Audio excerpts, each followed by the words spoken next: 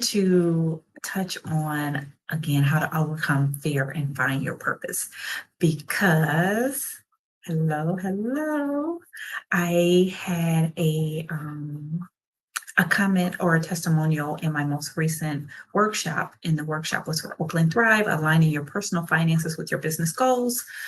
um, but one of the things that we talked about, I did get into the numbers and all that stuff, but we did some heavy lifting on mindset. And one of the participants gave a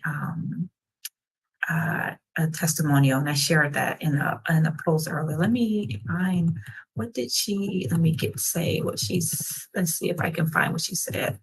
Um, uh, this was from Tracey. Um, I think Tracy said that she is all about the mindset, right?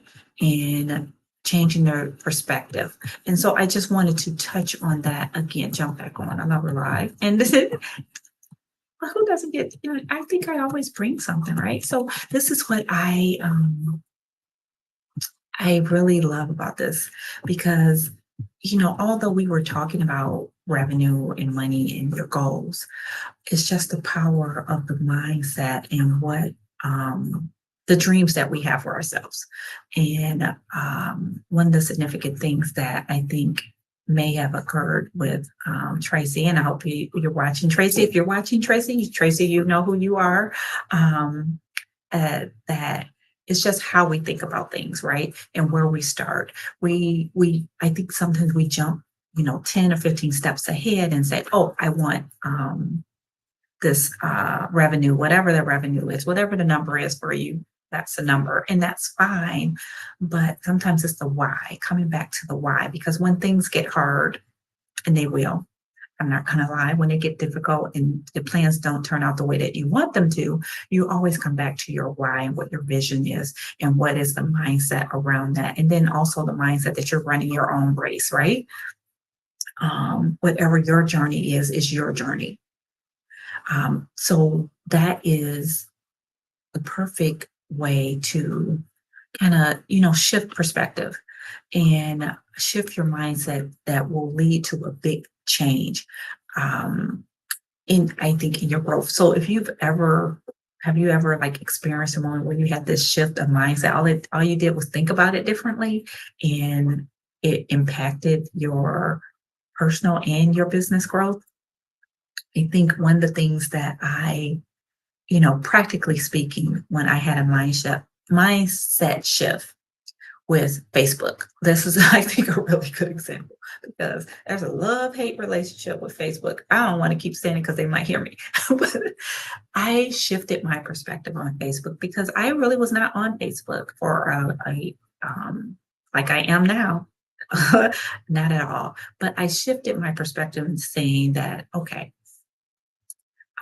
instead of thinking that it was more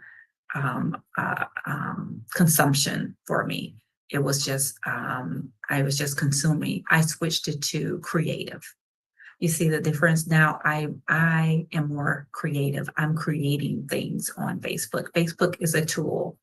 It's a tool to reach my audience, to reach you, to let you know what's going on. That is instead of consuming. Now, I do go on consume. I go on to consume for the purpose to help my audience, meaning that sometimes I find experts. I have found experts and whatnot to be in my community on Facebook and continue to do that. I am constantly looking out for who can provide value to the membership and what experts can I bring in based upon what the community asks for. So it's just a matter of switching that up and leading to whatever path that you will find. Okay, that is, some of the insights there. Oh, one of the things I also wanted to talk about too is we talked about goal setting, but the goal setting comes from the vision again. It comes from your mindset. And that's kind of, some people might think woo woo, but that is what it is. And as I discussed in the previous, the live I did earlier was my 111 philosophy. One business, One project, one project, there are literally projects for you to do. I don't know why I keep forgetting to say projects. One project, one business to $1 million. That is the goal. That is the clear focus goal of the membership. That is what we're aiming for. Aim, aim, aim. But in that, we still have the accountability.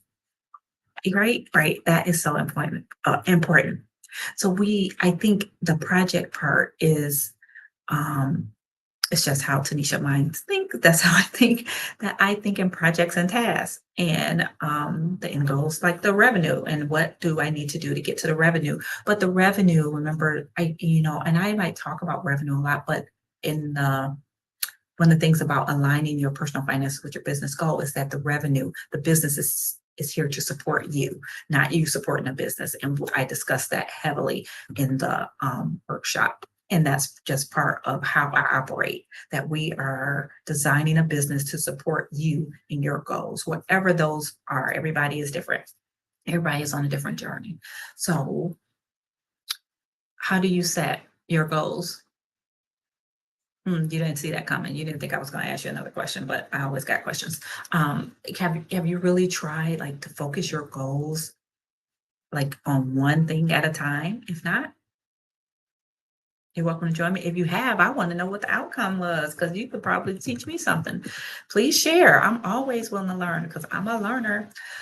I really hope that that this resonates with you. Let me know. If you're looking for more inspiration, Business Genius Society is accepting founding members. It could be you. It's exciting stuff. This is really a great opportunity to shape the future of the trainings and be a part of the community, a support group, uh, setting clear goals, have an accountability group, like-minded entrepreneurs. That is something to have that I wish I had when I started in business. I have it now, but is at a higher tier. But I wish at the beginning of my business I had that. I didn't know that I could have an accountability group, but you can, and help you keep track of your financial milestones. I have that projects waiting for you. Okay, check out the link. I hope to see you there. If you have any questions at all, or even, just any questions at all about the journey, just drop them in the comments and I will see you later. Have a good one. Bye.